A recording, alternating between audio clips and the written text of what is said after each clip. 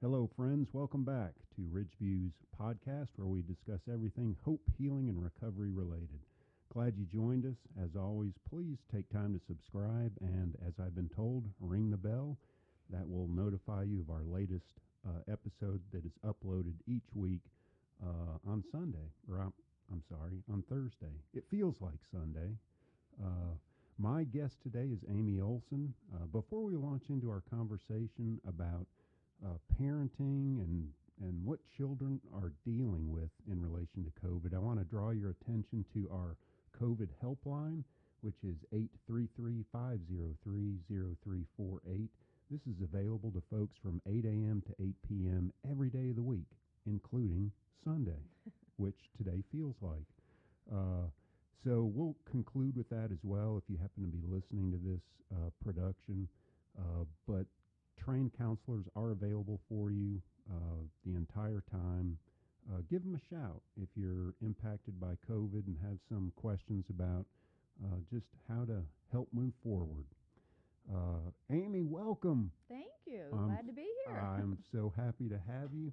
Amy is the director of our Children and Youth Services, which means there's a lot of services under that umbrella.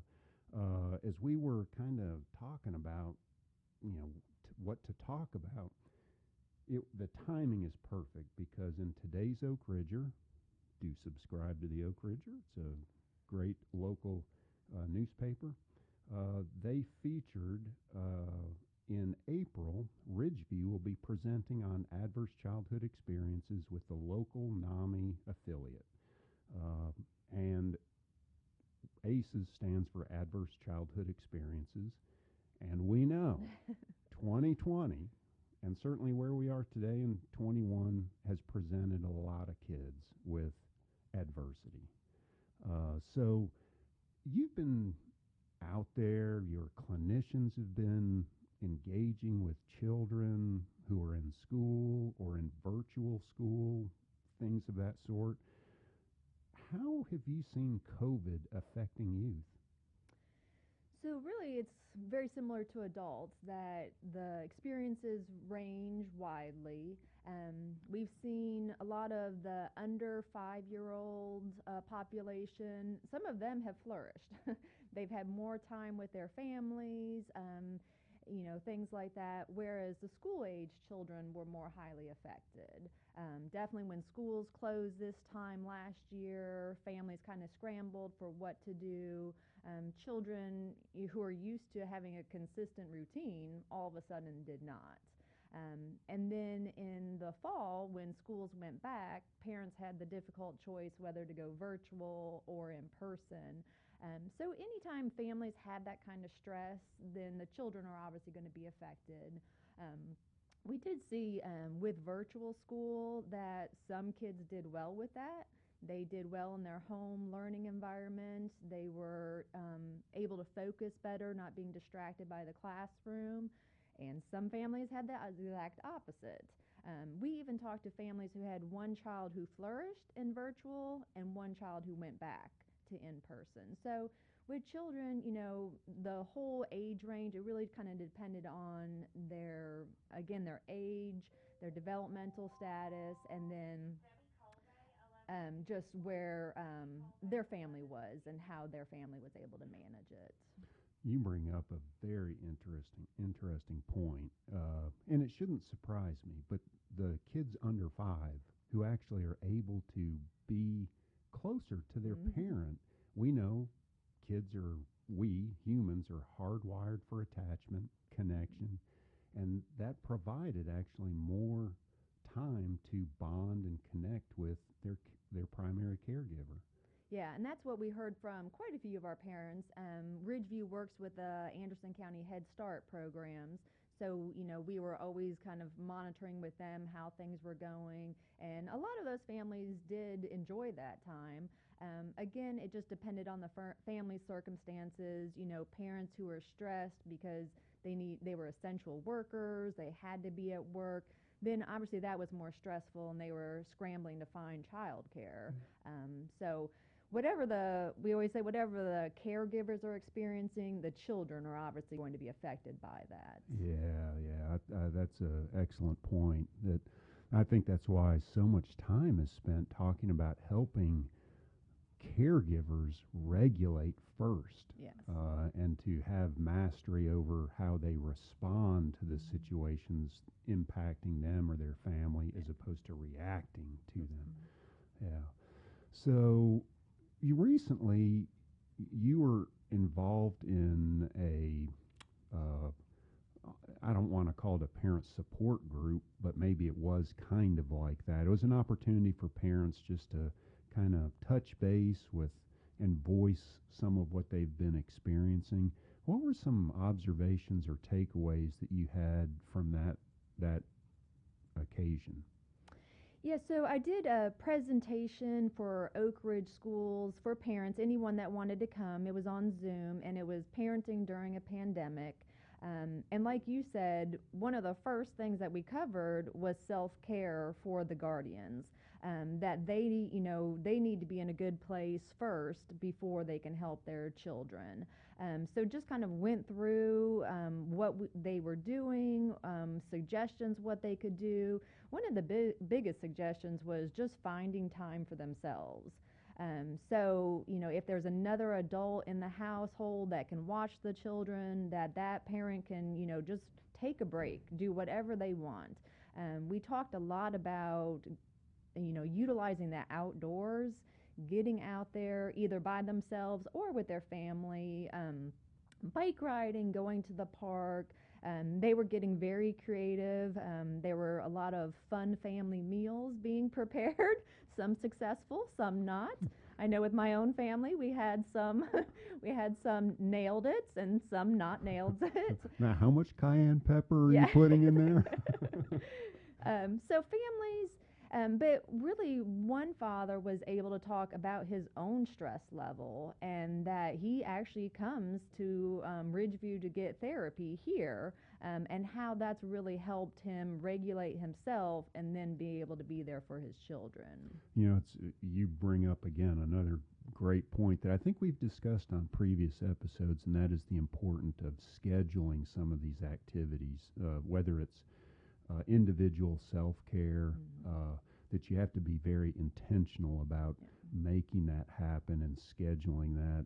The gentleman that you reference has gone so far as to schedule help through outpatient therapy, talk therapy. I think that's excellent. But it's really hard to be intentional about scheduling some of that stuff when, the hustle and bustle of just trying to figure out day-to-day activities and what are the new policies related to school, what's happening this week as opposed to the week before. So it can be quite a challenge. Now, is there a special recipe that you and your family have developed that you're like, oh, this is a keeper? No, I cannot say. We did not get into the bread making. I actually wish we had gotten on that boat. One thing that we did was we had theme nights, so that was a fun thing. And we actually would dress up for the theme and then have that meal. So that was fun. So like French Riviera theme night, yes. And we're going to have baguettes and French soup, or onion soup. And I can say one thing that we did talk about was trying to have the consistency. During the beginning of the pandemic, kind of all bets were off. The bedtimes went out the window, things like that. But we did kind of talk about getting back to that, trying to have that consistency, because children just thrive on that. So one thing that we had discussed in that meeting with the parents was just even dinner time, kind of bringing dinner time back to the table, having that, time together that they could really they can focus on that communication, because that was another thing with the pandemic. Kids were scared just like adults, and they looked to their parents for the answers. So having that open dialogue, and what we were discussing too is we didn't have all the answers as parents. Nobody in the world had the answers. So being honest with kids, letting them know, this is what I know, this is what I don't know, and just, like I said, just having that daily communication, whether it's at dinner, before bedtime, or during some of those outdoor activities. During a bike ride was a great time just to talk to your children and let them know, just to touch base with them and check in on how they're doing. Yeah, I love that. I love that. One of your slides that caught me that I thought was so appropriate. I've been thinking about if 2020 was the theme was coping with COVID, 2021 seems to have this like hangover fatigue impact. And one of the slides was related to pandemic burnout and the fatigue that goes with that. Is that something that or how are you seeing, families that are mitigating the fatigue well? What sort of things are they doing? Those things that you mentioned? Yes, and one thing we discussed with the fatigue is as parents, we are now being bombarded with decisions daily, if not hourly, that we hadn't before. You and I talked about the supermarket. In the very beginning, the supermarket was all of a sudden a huge decision. Do I go? Do I get it delivered? Do I pick it up? If I do go, do I wear a mask? Do I take my child? And even go to as far as, do I wash my groceries when I bring them home? Luckily, that one went away fast because I was getting pretty tired of washing my groceries. But then, now even with the COVID numbers going down, with the vaccines thankfully here, we still have these decisions. Is it safe to take my child to the park, the playground? Is it safe for my child to go, to a birthday party? So things like that, where it used to be, you didn't have to give much thought. Oh, a birthday party sounds fun. Sure, we'll go. Now you kind of have to weigh the risks. So that was really what we talked about with the burnout, that we're just in overload. Everything has to be so thoroughly thought out, that's what parents were really stressing about. But one of the favorite things, I think, from the meeting with the parents was the frozen let it go. That's where we really talked about, if it is not a priority right now, let it go. It's not the time. Let me write that one down. The Elsa let it go is our new therapy approach. So for parents who I think are really doing well with this whole pandemic, you've had to learn what you need to prioritize and what you can just, again, let it go. And I think kids have really benefited from that, the parent who was overly stressed, now they're, kind of giving us some breaks. If you don't have dinner on the table by 6 o'clock, it's not the end of the world. That might have been your schedule a year ago, but giving yourself that grace now. No, that's great. We may have to name this episode the Let It Go episode. Years ago, I used to have a coffee mug that said, don't sweat the small stuff. That's a good one. And it was my favorite mug for a while until Genoa came along. And, Genoa's a good pharmacy here, a supporter of Ridgeview. Yeah, that is, what a great new default. If you're struggling as a parent with caregiving and juggling all those questions that you're bombarded with every day about what to do, what not to do, what a nice new default. Does this fit in the let it go category? And if so, do so. Let it go. So everything seems to come back to this primary point of caregiver self-regulation.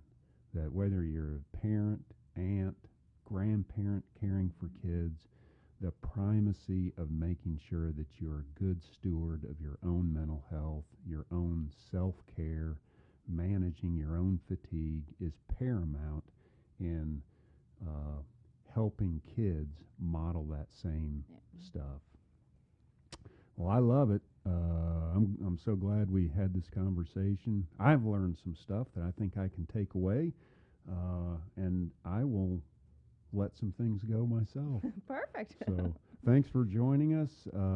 Really appreciate you coming. Let's do it again. Sounds good. Thanks All for right. having me. And thank you for tuning in, friends. We're always glad to have you. Please don't hesitate to use the comments section to let us know topics of interest in future episodes. Want to draw your attention as we close out to our COVID-19 helpline, 833-503-0348. There are trained counselors available from 8 a.m. to 8 p.m. every day of the week, including Sunday. And yeah, if you're wanting to talk to someone about letting it go, give them a shout. Thanks for tuning in. See you next week.